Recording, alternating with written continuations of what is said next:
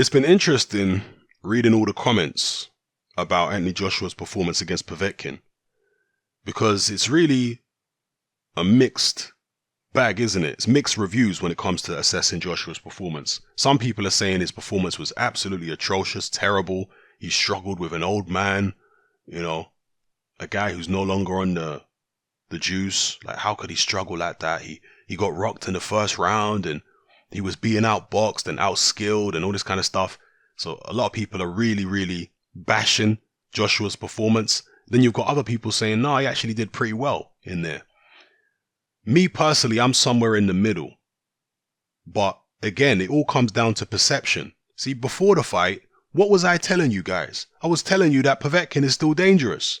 I was telling you that, yes, I'm picking Joshua to win, but I don't see this as a walk in the park.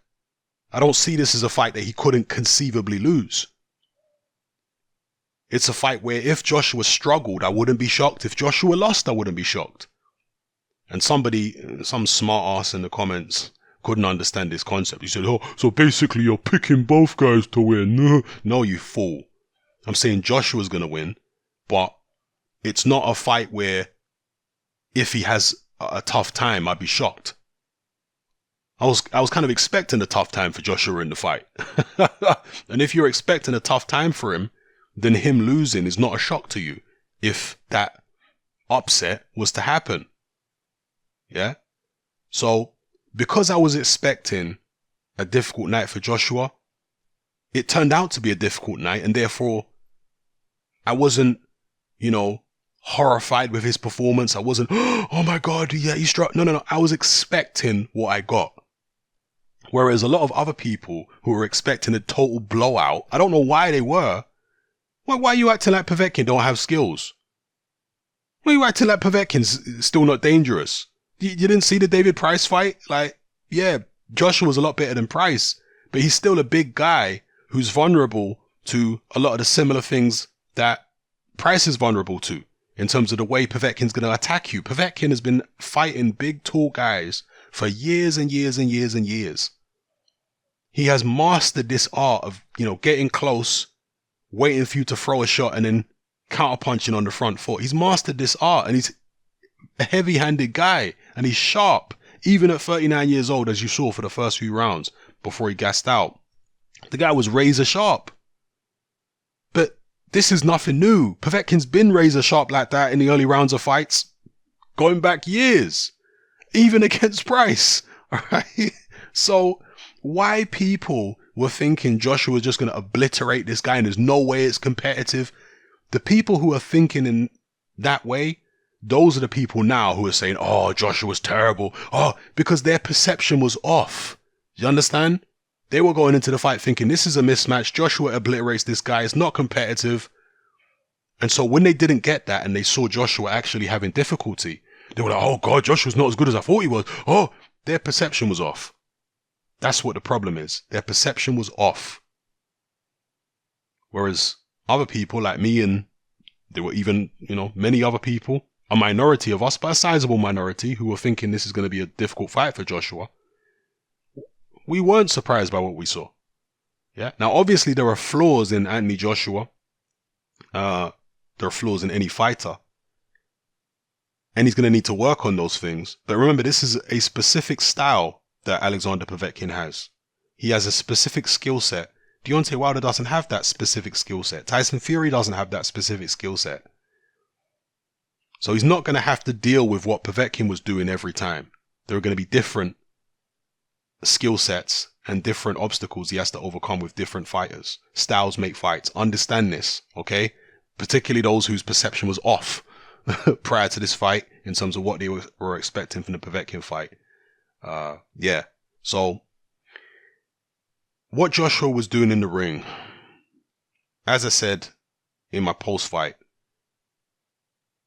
he came out early against Povetkin to test the waters and see if he could take him out quick. That, to me, is what Joshua was doing in the first round. He was trying to see, can I take this old man out quickly? And when Povetkin rocked him, he, in the first round, bust his nose and then had a good second round, Joshua was like, you know what? Let me go back to my boxing, because this guy's actually very sharp on the front foot. sharper than me in the exchanges with the shorter punches. I can't afford to get close with this guy at this point. So let me use my height and reach, move around, stab him to the body with a jab, wear him out a little bit, and then I'll go back in and try to take him out. And it was difficult for Joshua to do that in terms of winning rounds, because I'm telling you, this fight, I have no problem with people who had Povetkin ahead in this fight at all. I didn't score it personally, so I can't give you a scorecard, but anybody who had Povetkin ahead, boy, I wouldn't be surprised. That fight looked very tough for Joshua on the cards, because Povetkin was landing clean shots. You know, he was landing clean shots in there. But what Joshua was doing, even though he might not have been winning all the rounds, what he was doing is he was wearing Povetkin out with the jabs to the body, you know, and the occasional power shots. Those were wearing Povetkin out, and also Povetkin having to constantly chase Joshua at 39 years old. It does get tiring, particularly when you're not on meldonium no more. So the physical exertion and the punishment Povetkin was taking to the body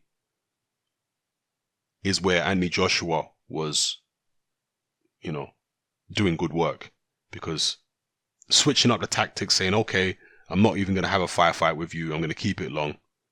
That was good tactically, even though, you know, he was still taking shots, but he was making Povetkin have to work, all right, for his opportunities, and also stabbing to the body. These are tactically good things that Joshua was doing, and it paid dividends in the end. Having his left arm down, particularly when Povetkin was landing right hands all the time, I thought was a risky strategy, you know, but again, as I said in my post-fight, Joshua is clearly trying to address this whole Anthony Joshua stiff business, because I've never seen him box like that before for a prolonged period during a fight with his left hand down and, you know, sticking the jab out. And one thing I will say is Anthony Joshua's jab looked faster in this fight than I've ever seen it before. I've never seen Joshua's jab look that fast. It looked very fast and very snappy. It wasn't particularly accurate though. And that's testament really to Povetkin and his boxing skills and his, you know, movement and stuff like that. Joshua wasn't able to land it as consistently as he wanted. Don't get it twisted. Joshua still landed it plenty of times, but he also missed it plenty of times too. You know, it wasn't Vladimir Klitschko type of jab in terms of the accuracy of it. Yeah. He's still got a long way to go in terms of developing his jab. And he may never have a Vladimir Klitschko type jab. He's got other attributes that Klitschko don't have and vice versa. But point being, Joshua's jab was very sharp. I'll say that. A very sharp jab. I was impressed with that. More fluidity in his movement. And I commend him for experimenting in a fight which was so dangerous, because he experimented with his style. You know, moving around and, you know, I mean, some people are going to say he's taking inspiration from Tyson Fury the way he was fighting there. Obviously, he is nowhere near as slick as Tyson Fury. He doesn't have that slick style down pat the way Fury does. And he probably never will. But he can improve his slickness, Anthony Joshua. And he looks like he's trying to improve his slickness there. He can improve his slickness, but the left hand being down the way that it is, I don't know if that's really him. You know, I don't know if that's really him. Maybe for certain fighters, he can fight that way and it'll be okay. But in general, I don't know whether that's really him, because he was getting caught so often with the right hands over the top with his left hand down like that and the left hooks, you know. So I don't know. He's a work in progress as a champion. He's still developing. He hasn't hit his prime yet. So we'll see when his prime is and how good he's going to be. I expect some bumps along the road.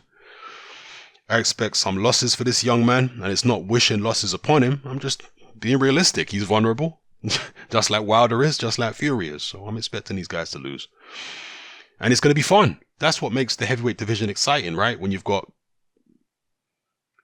chaos. I mean, not complete chaos, but when you've got a situation where there are competitive fights at the top and there's drama at the top, like the 70s, like the 90s, the two previous golden eras of heavyweight boxing. So anyway, let me know how you guys feel in the comments. I'm out.